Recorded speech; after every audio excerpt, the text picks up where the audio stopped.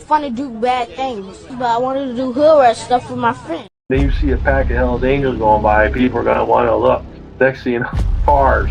Because they're just staring at us and not paying attention to stop traffic. If you wanted to break the law on an everyday norm, you should have joined a street gang. That's what they're known for. That's what they do.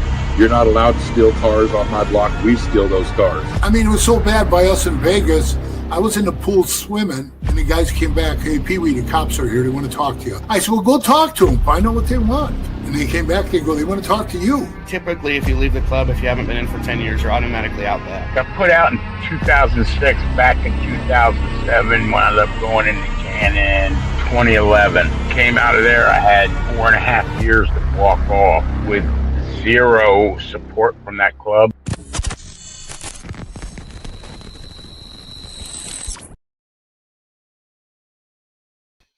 Welcome to this episode of Chatting with Stacks. I'm your host, Bill Stacks, and today we're going to talk about the outlaw who beat up a man for wearing support gear for the Hells Angels. We got a lot of stuff to talk about. Before we get started, make sure you hit the like button, subscribe, hit the notification bell so you can get my videos every time they drop.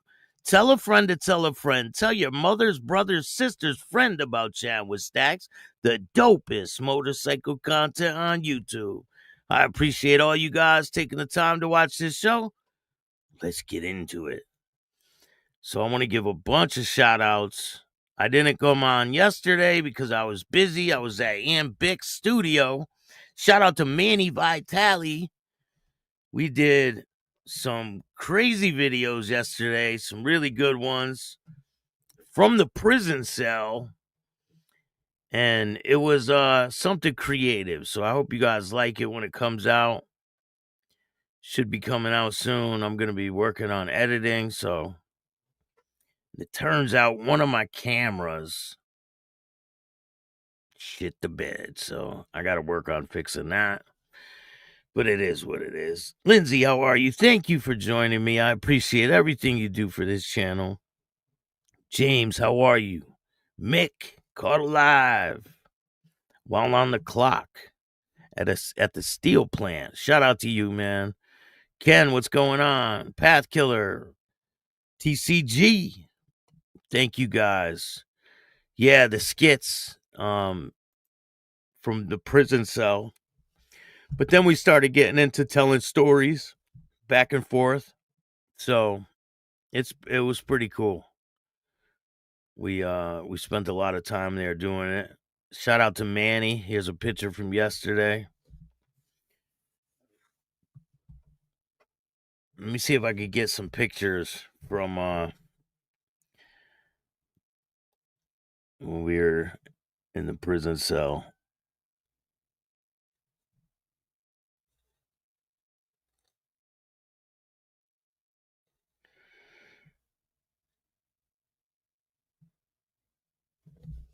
Yeah, I got them right here. So today we're going to be talking about the peace treaty that's going on with the Mongols are at the table wanting to coexist with these other clubs. I think that's a great thing. And we're going to talk about what my thoughts are on that, even though I'm not a part of a club. So what I think really probably doesn't matter. But I'm still going to give you what I think about the whole situation. We got a bunch of cases to talk about that are going on. We're going to talk about this dude. We did a show a couple days ago, maybe 4 or 5 days ago, about the outlaw getting arrested for the 4th time, I believe it was, in 2 years. This is the same guy, but they didn't release exactly why he was arrested. They just said the charges and that he was arrested for the 4th time in 2 years. But now we have a little more details, and we're going to bring them to you guys. Here's some pictures from yesterday. Chilling in the prison cell, playing cards. But it was pretty cool. You guys will see.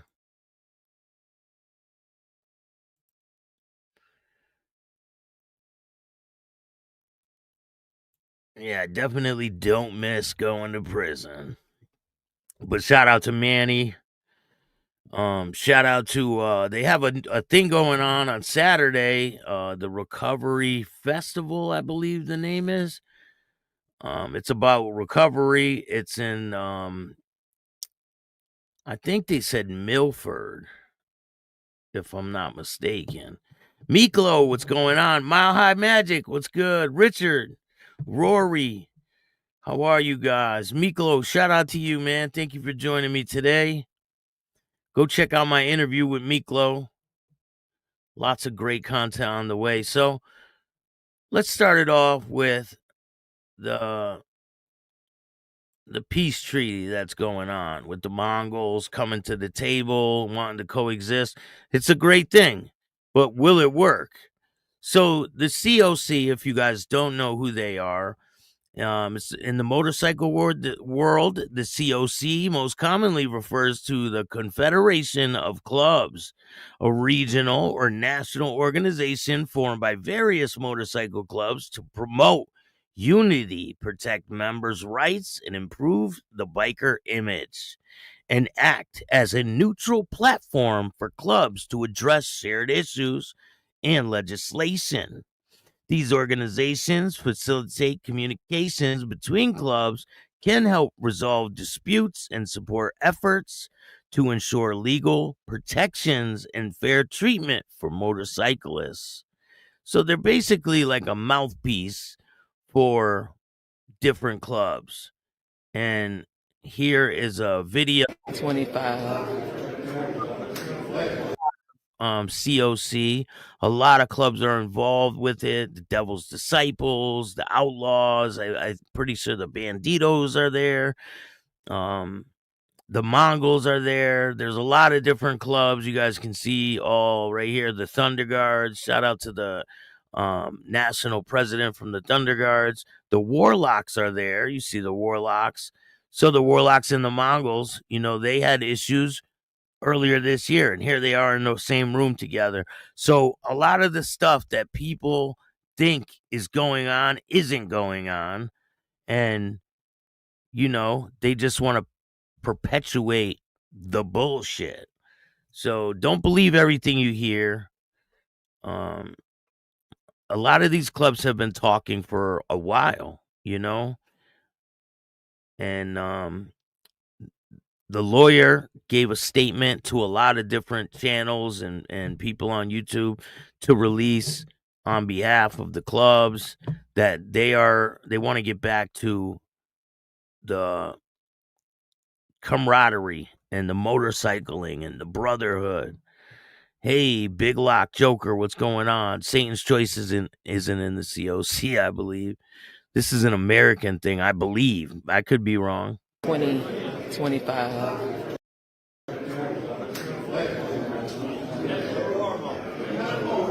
Income. Sons of Silence are there. Held in Biloxi, Mississippi. These are all the CLC clubs represented here in Biloxi, Mississippi. It's a lot of clubs. But I hope they do strike a peace deal. But will it last? I think that the rivalry goes a lot deeper than just coming to the table and say, hey, we're just going to coexist. Because people have died over these rivalries. They go pretty deep. They go generations and generations. People have lost their life. A lot of people hold grudges. But will the peace have a ripple effect? And will everyone listen and obey the guidelines of a peace deal? I hope it does happen, because the senseless violence, it doesn't need to happen. If they can get back to having, a fist fight, that would be the best thing, right? If there's a disagreement, you guys both bring people to the table and you fist fight over it. I mean, nobody ends up getting killed and they all walk away. Maybe a little hurt ego or something, but you're walking away from the situation, I hold grudges too, Ken. I just can't let things go sometimes. I mean, and it doesn't matter if someone else is trying to push peace. Me personally, that's just the way I am. I'm not going to follow it. But hopefully these people follow whatever is going on. I know it's going to be a monumental task because there's a lot of people that are involved with something like this. It's a lot more intricate than we see on the surface. You know what I'm saying? But I really hope it does work out. I hope they all can get along and come together because the feds want to bring them all down. They want to bring all the clubs down except for the cop clubs because they get special treatment. We all know that. We've seen that with countless Iron Order members who have been arrested for murdering Mongols member. They let him right out of the cop car. So I interviewed Breeze. Breeze was there that day in Denver, and we talk about this guy getting arrested, allegedly, and them letting him right outside the other side of the cop car with no problem. He was is an Iron Order member, and he straight murdered a Mongols member, shot another member in cold blood, and got away with it. No charges were ever brought. That seems to be what happens when these Iron Order members get in trouble. They end up using their connections with law enforcement, and they end up getting out of it. So just be careful if you're ever around the Iron Order. They're setting people up for straight failure because you're not going to win against them. They're cops. It's not going to change. So today we're talking about this guy. It's the same man who was arrested on Canada Day, I guess, from the people that I've spoken to. It's kind of like the 4th of July, kind of. It has to do with people that have lost their life over on various wars and things like that, and they celebrate these people who have lost their life. So this member of the Outlaws was arrested during the Canada Day celebration. He tried to lay a black wreath like at the foot of one of these monuments, and they said no colors allowed in the park. They had their cuts on. They were with some support members as well, and they ended up getting arrested. They're leading them out of the ceremony, and you could see in this video the guy's wife jumps on him, and the cops are trying to like break her up, and she's like jumping on the cops.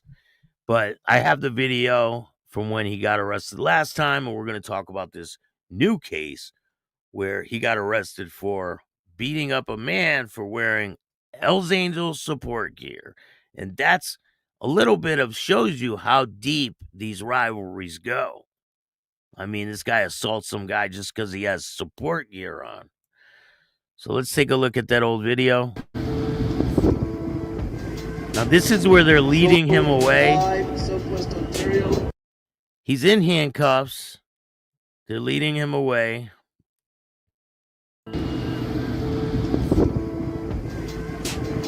Zone 5, Southwest Ontario, Lieutenant Governor Lynn Scavero. And I believe that's his wife right there. You see with the phone on the left? I'm pretty sure that that's his wife because she ends up getting arrested too.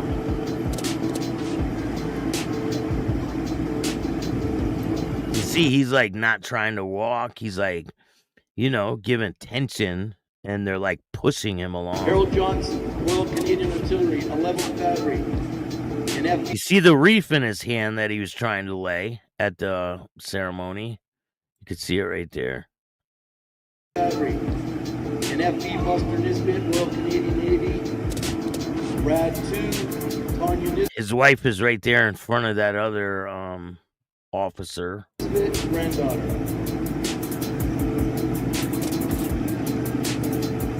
He's like, he doesn't want to go with him.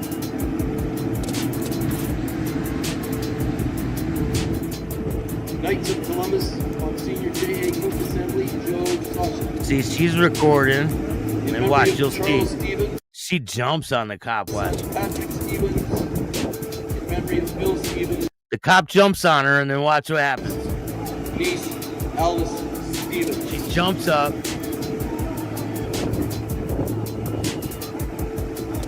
Boom, she jumps up. See all the cops running? Look. Now she's jumping on them. She's fighting them. The cops are like, oh, hell no, you're coming with us. Trooper They Alan push her off Weibel, World screen. War II veteran, laid by son Major Rick Weibel and grandson Lieutenant Commander Craig Weibel. And then here comes the cavalry.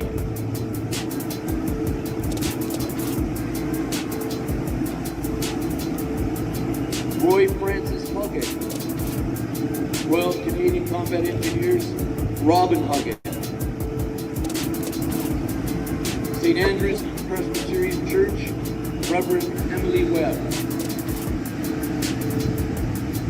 Charles Rockcliffe, 26th Battery, laid by Kirby Lee, Scott, and Tyler Rockcliffe, grandchildren.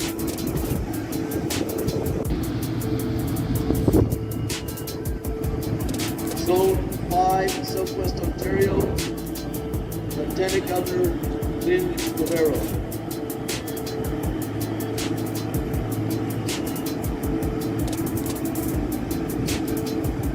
Harold Johnson, Royal Canadian Artillery, 11th Battery, and F.E. Buster Nisbet, Royal Canadian Navy, Brad 2, Tanya Nisbet, granddaughter.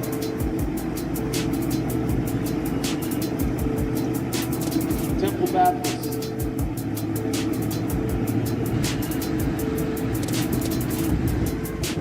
Knights of Columbus, Monsignor J.A. Cook Assembly, Joe Sasha. In memory of Charles Stevens, son Patrick Stevens. In memory of Bill Stevens. Cop grabbed her, niece you seen that? Alice Stevens. Cop scooped her up.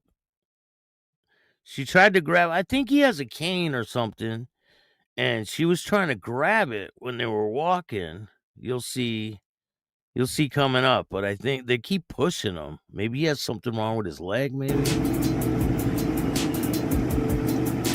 See in right there, you could see it.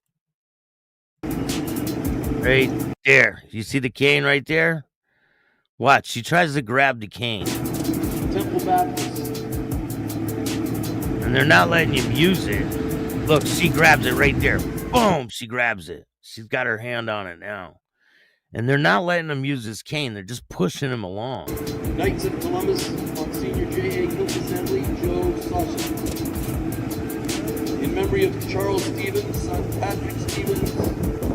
In memory of Bill Stevens. Boom, they grab her, push her to the ground. Alice Stevens.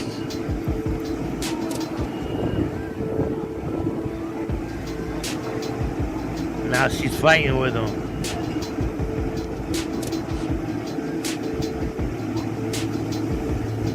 And they're like, oh no, you're coming with us. Trooper Alan Weibel, World War II veteran, laid by son Major Rick Weibel and grandson Lieutenant And then here Commander comes the Craig cavalry. Weibel.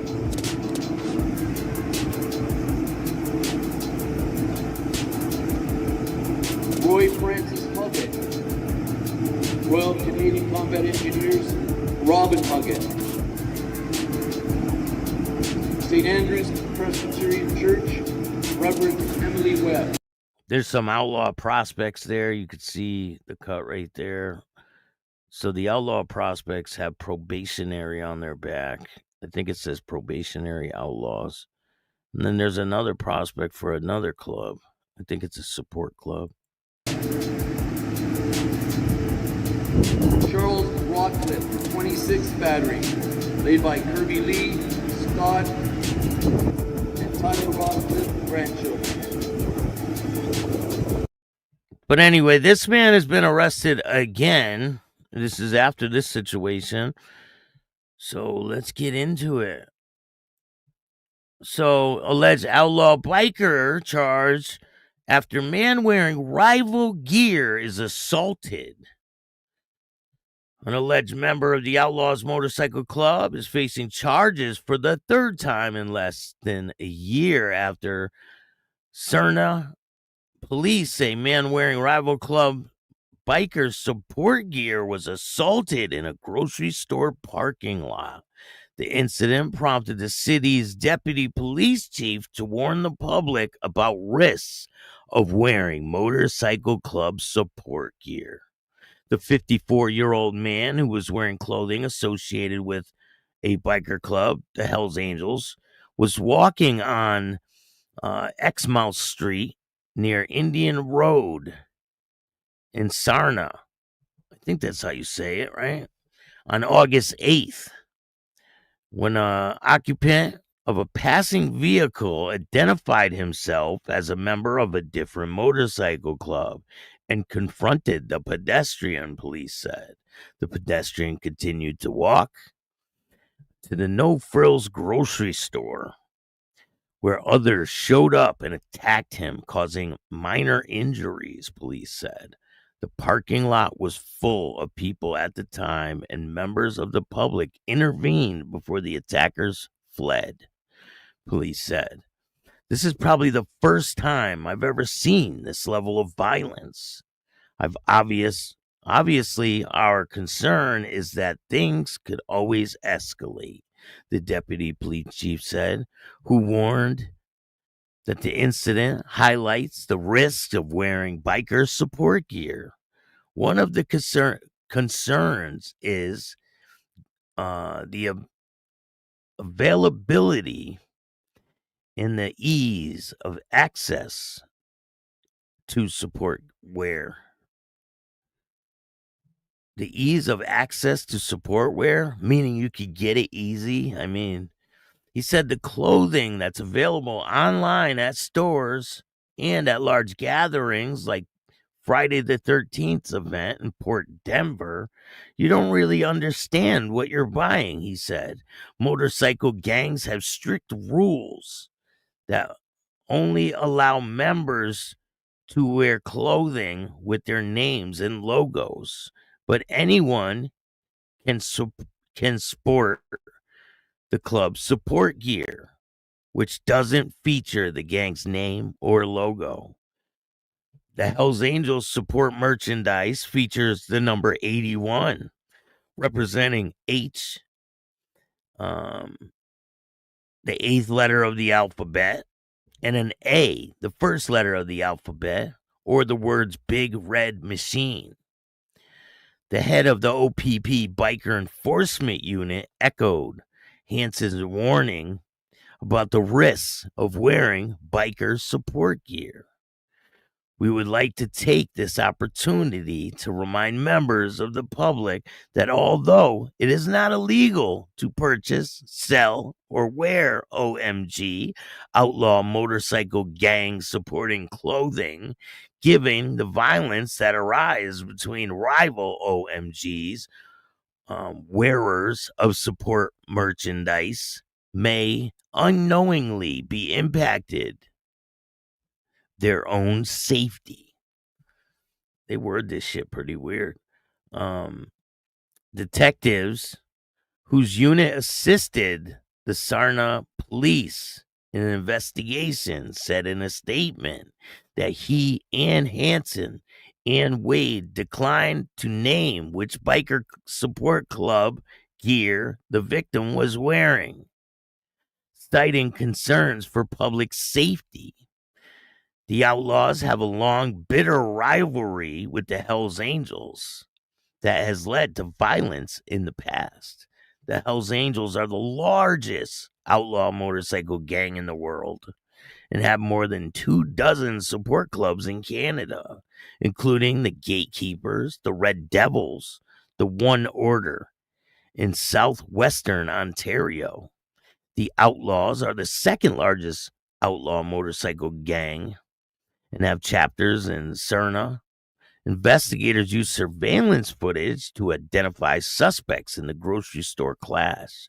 Police searched 2 homes, one in Point Edward and the other one in Sarnia, and arrested 2 men and seized evidence, police said. Arthur Shura, 65, of Point Edward, and the Sarnia man, 43, are charged with assault and causing a disturbance and conspiracy to commit indepicable offense.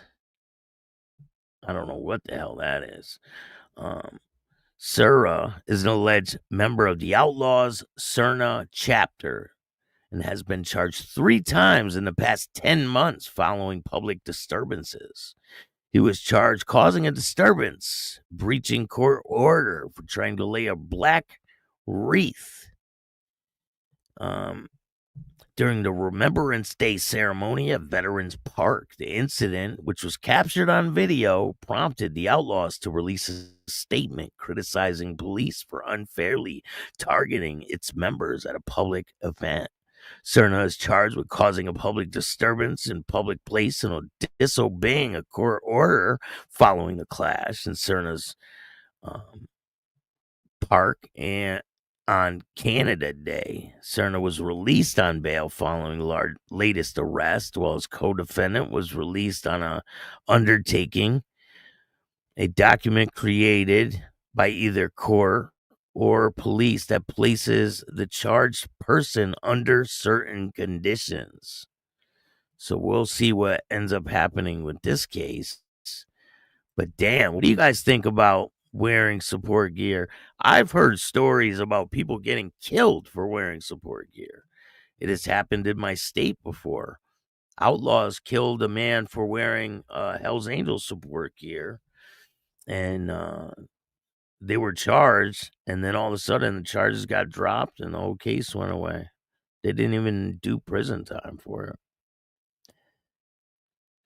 It's pretty crazy. Hey, Mountain Woman, how are you? Tommy, anything new on the two brothers? Yes, there is something new, and I'm going to be doing a show this week on them. Here, let me show you the thumbnail. We got the creator, the 1% legend herself, their mom. This one's funny.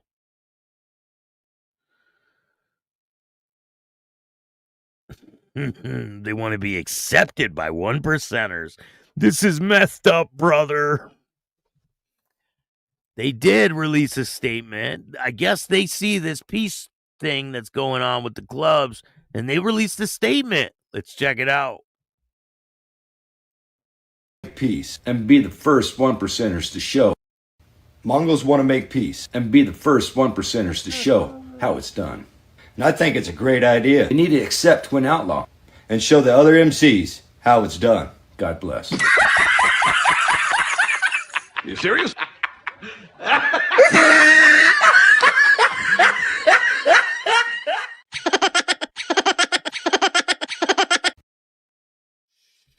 So they said they need to learn how to accept Twin Outlaws. They don't need to learn how to do nothing. You two idiots need to just take those jackets off and wipe your ass with them. That's what you should do. They need to learn how to accept Twin Outlaw. Like you guys are someone to fuck with. I would wipe my ass with your cuts and your fucking headbands. Mongols want to make peace and be the first 1%ers to show how it's done. And I think it's a great idea. You need to accept Twin Outlaw and show the other MCs how it's done. God bless. You serious?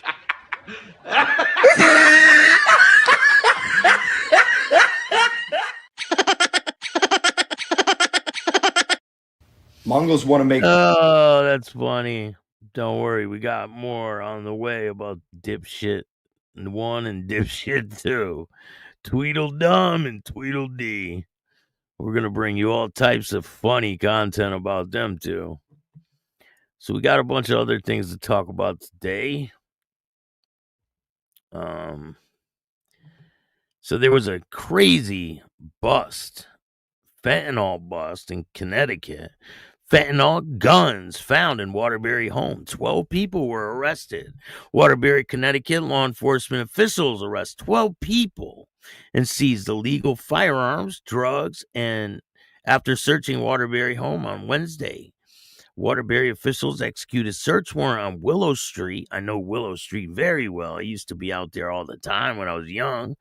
Around 10 a.m., with the help of Connecticut State Police. During the search, they found heroin, fentanyl, drug paraphernalia, American Tactical AR-15, a 10-millimeter Glock pistol, a Ruger SP-101 revolver, ammunition, and about $8,000 in cash were found by police.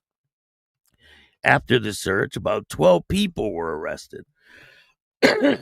Isaac Makoa is charged with interfering with the search warrant, possession of an assault weapon, altering, obliterating assault marks, serial marks, possession of high-capacity magazine, unsafe storage of firearm, illegal sale, transfer of firearm, illegal possession of a pistol, criminal possession of a firearm or ammunition, possession of narcotics with intent to sell.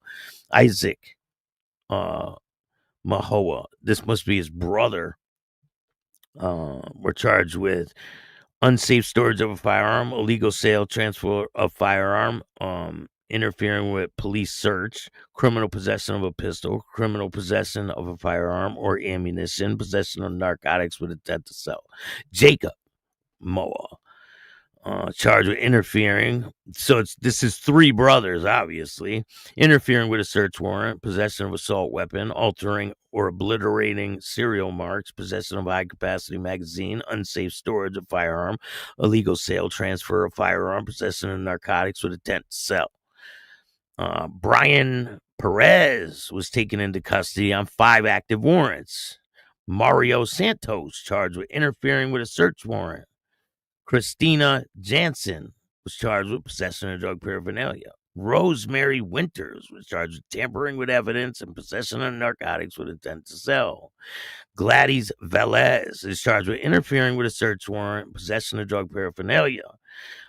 Myra Pope was charged with interfering with a search warrant, possession of drug paraphernalia. Louis Tremblay was charged with interfering with a search warrant, possession of drug paraphernalia. Heather Huntley was charged with interfering with a search warrant, possession of paraphernalia. Pablo Squazzari was charged with interfering with a search warrant, possession of drug paraphernalia. And I have pictures of all these individuals, and I will show them to you now. These are definitely not chicks that you bring home to mom. Take a look at these ones, huh? This is one of them. Look at these people. Yep. You can tell, like, these people are seriously under the influence. This guy's one of the only person that was released on a promise to appear. These are the brothers, the 3 brothers. This guy, and this guy are the 3 brothers.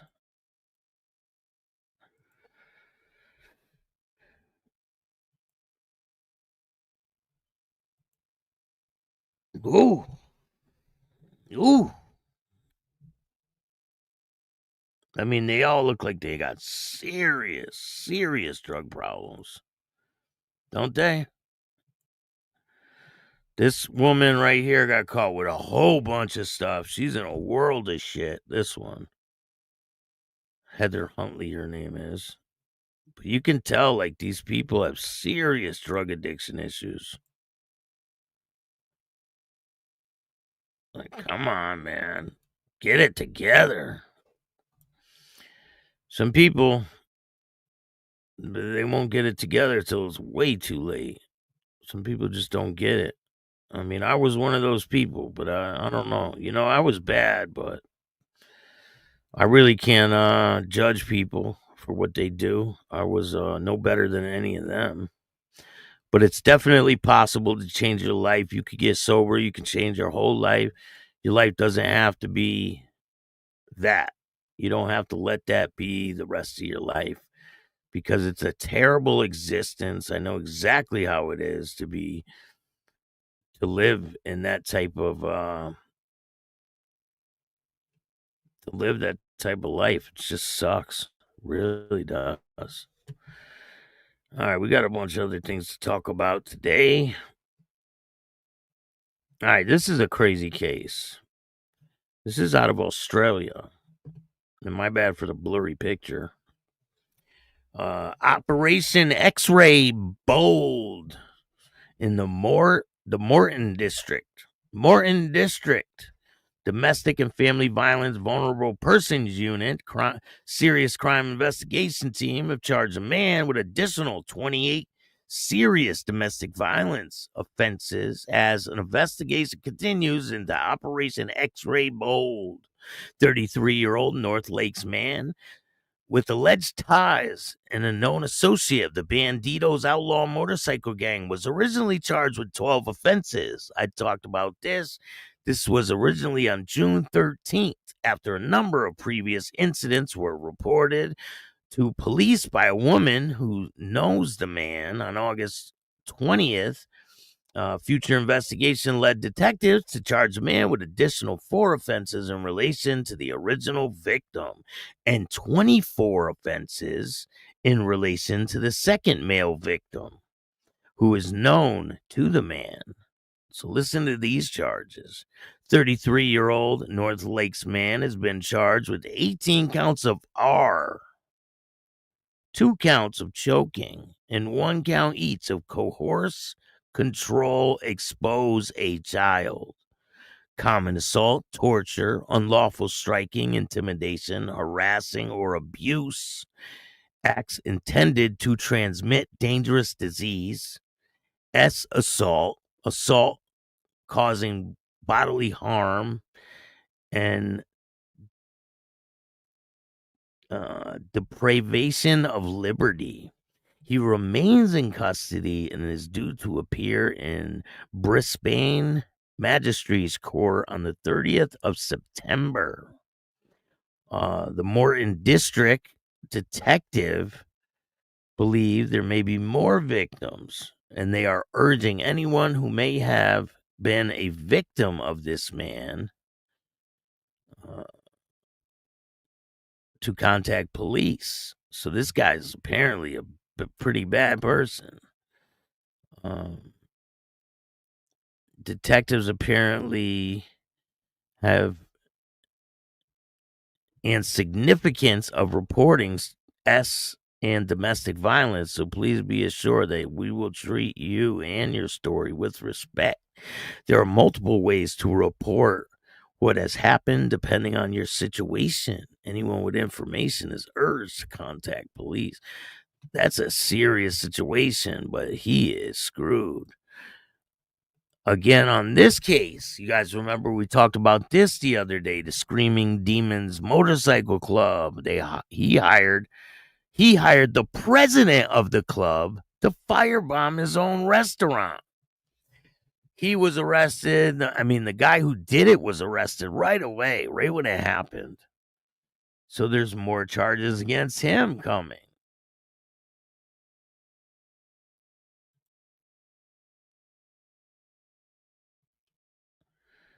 Let me see if I can find it.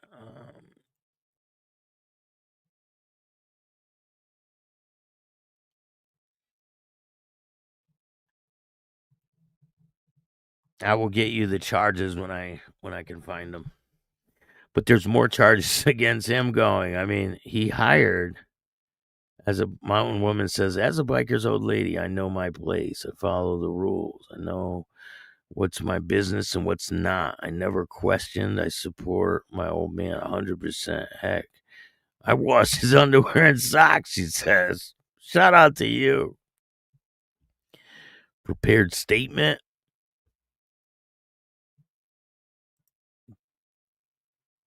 She's a handsome woman. Some people need help more than others. Let's just put it that way. It's not the support gear that gets people hurt so much. It's the reaction when they're told to remove it. That's when people get hurt. Yeah, that's the problem, though. People tell you to remove something. You're like, I ain't fucking taking my shit off. You crazy? You just got to be aware of what you're getting into, right? Hey, Duka, what's going on? Can't sleep as usual. Shout out to you, though. Thank you for joining me, man. Travis, what's going on? Jaman. Well, as it happens, it doesn't seem that bad. Dax Slim saying hello from Montana. You have one of the best shows. 22 likes, 60 watts, and smash that like button. Feed the wood chipper. 100%. That last person should be definitely fed into that.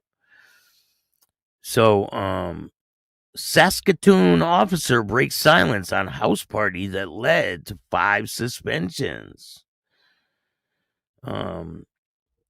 It's a house party that sent a shockwave through the ranks of the Saskatoon Police Service. It took place mid-September 2024 at the home of a member of Police Elite Tactical Unit or Emergency Response Team.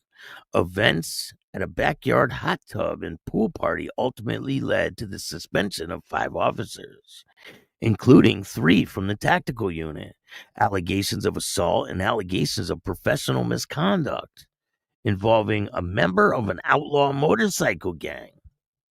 It triggered an internal investigation by Force Professional Standard Division and external review by the Province Serious Incident Report Team.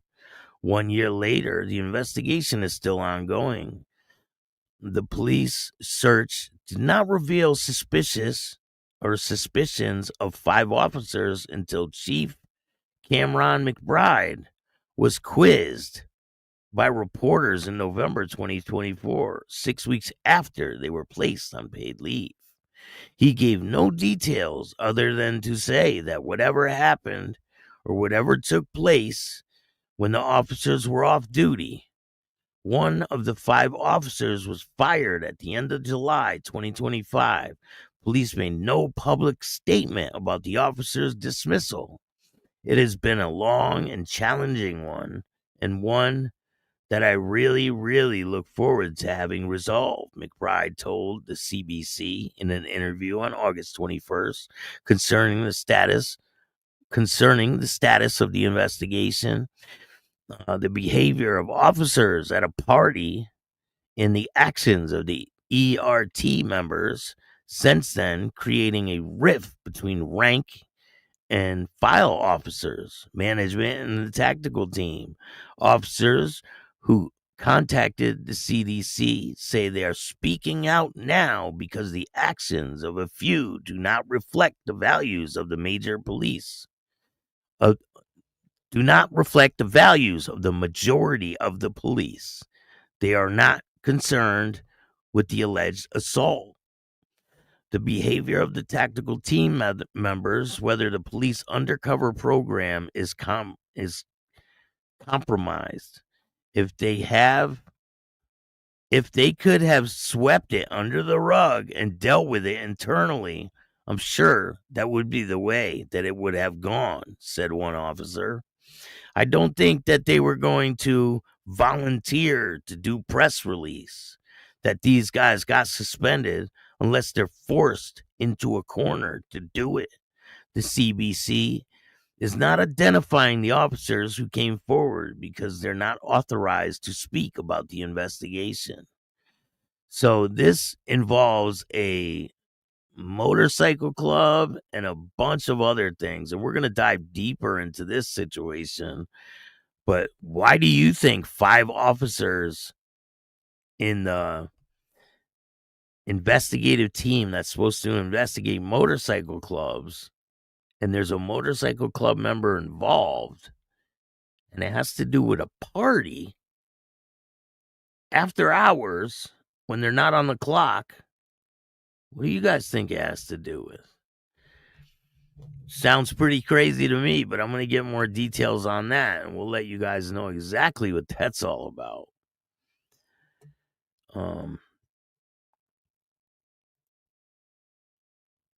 So here's another article about the biker charged with assault in Canada.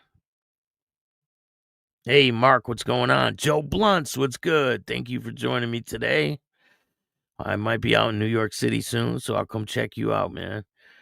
So, biker charged with pedestrian assault. An alleged member of the Outlaws motorcycle club is facing charges for the third time in less than a year after Sarnia police say a man wearing biker support gear was assaulted in a grocery store parking lot. The brazen attack prompted the city's deputy police chief to warn the public about the risks of wearing motorcycle support gear. The 54-year-old man, who was wearing clothing associated with a biker club, was talking to Exmouth Street near Indian Road on August 8th, when an occupant of a passing vehicle identified himself as a member of a different motorcycle club and confronted the pedestrian. The pedestrian continued walking to the No Frills grocery store when additional members of the motorcycle club showed up and attacked him, causing minor injuries, police say. The parking lot was filled with people at the time, and members of the public intervened before the attackers fled. This is probably the first time I've seen this level of violence, but obviously a concerning thing could escalate, the deputy police chief said, who warned the incident highlights the risks of wearing support gear. So my question is to you guys, what do you think? Do you think there's a risk in wearing support gear? Or do you think it's no big deal? It's just support gear. I really want to know what your thoughts are. So we got one more situation about a Mongo member. And this is the guy right here. So Mongo's biker walks free without conviction after Carnes nightclub blow up. Carnes, Queensland. A Mongo's motorcycle club member whose tattoo left little doubt about his affiliation walked into the Carnes Magistrate Court this week facing a weight of late night brawl. He walked out with a fine and no recorded conviction. The case, which captured the attention for its blend of outlaw symbolism and everyday humanity, involves a hardworking roofer whose nights spiraled after tensions flared inside the nightclub. According to police, the Mongols member was caught up in the fray that erupted on the dance floor. At the height of the scuffle, he picked up a bar stool and gestured, prosecutor argue, could have escalated already volatile scene. No one was seriously injured, but the act was enough to bring charges to public nuisance before the court. Standing before the magistrate, the roofer pleaded guilty to 2 charges linked to the nightclub blow-up. His defense emphasized his steady employment and lack of serious prior trouble and remorse for what he framed was an alcohol-fueled lapse in judgment rather than a pattern of violence. The magistrate agreed. Instead of a conviction, the court imposed a fine, drawing the line under the case but avoiding the kind of lasting criminal record that could derail careers and restrict travel. That drew particular attention to the man's large Mongols motorcycle club tattoo, the emblem tied to one of the world's most dangerous outlaw motorcycle groups. For many in the public gallery, the tattoo was a jarring counterpoint to the defense's description of the man's as a tradesman and family provider, hardworking roofer. What's the goddamn problem? Like, so what? The guy has a tattoo, a Mongols tattoo. So what? He's in the club. Why is that a problem? Why is that jarring to the public? Still, the ruling also highlights the court's willingness to distinguish between reputation and reality. In this instant, the barroom blow-up ended not in prison time, but in a fine and a warning that future lapses may not be treated with leniency. So what do you guys think of this situation? I think the public overreacts a lot of times, and they try to scare the public with this stuff. Like, so what? He has a tattoo of the club he's in. So what? Like, what's the problem? Look at these dingleberries. These guys bring their mom into the situation. They got their mom wearing a 1% tag. Listen, if they cared anything about this old lady, they would say, hey, Mom, don't wear that. So listen, if you're worried about wearing support gear, just remember, these guys wear cuts every day. These guys wear their own cuts every single day.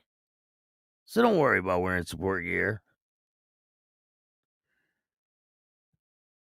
But don't be stupid like these guys either. But I hope you guys like this content. There's a lot more on the way. I appreciate you guys. You got to know where to wear stuff like that, you know?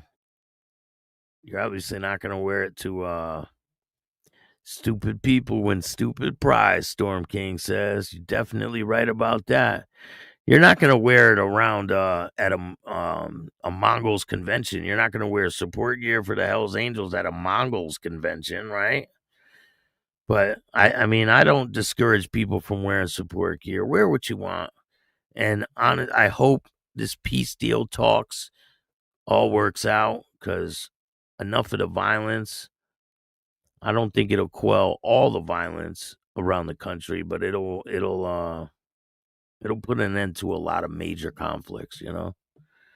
These people would be best friends if it wasn't for the patch that they wear. And that's the sad part, because they all have the same outlooks on life, they're the same types of people. Tommy, what's going on? But thank you guys for joining me. There's going to be a new show dropping with Breeze. That one's going to be coming soon. I got the one with Mike Ball. That one's coming out really good. I got 2 parts of that done, but I'm working on it for you guys. I will have it done as soon as possible. And I'm going to have this episode with Manny. So go check out Manny, My Fight, Our War. And he has a show with Thomas, the COSA member. He's the founder of COSA Motorcycle Club. The Knights of St. Anthony's, I think it is. But shout out to Thomas. Shout out to Manny Vitale. Go check out his show, My Fight, Our War. It's a pretty good show. Go check out Ambic. Check out my interview on Ambic. And if you like this show, hit the like button. Subscribe. Hit the notification bell so you can get my videos every time they drop. Check out Patreon. There's a new video over there. I put one up there right before I did this stream. And, you know, I don't have to hold back over there. I could really say what I want and play what I want. So go check out over there. It's a pretty good video. It's the second video I put up since I started trying to do live streams over there. So if you want to help out the show, you can donate to Cash App at Chatting with Stacks, and every single dollar helps. It goes a long way. You know, YouTube takes 30% of your revenue. So if you want to donate, feel free to hit up the Cash App. And if you want to tell your story on Chatting with Stacks, just hit up my email at billstacks2021. And I appreciate all you guys. Thank you for joining me. If you like this show, hit the like button, subscribe, hit the notification bell so you could get my videos every time they drop. And if you don't like this show, too fucking bad. Start your own podcast.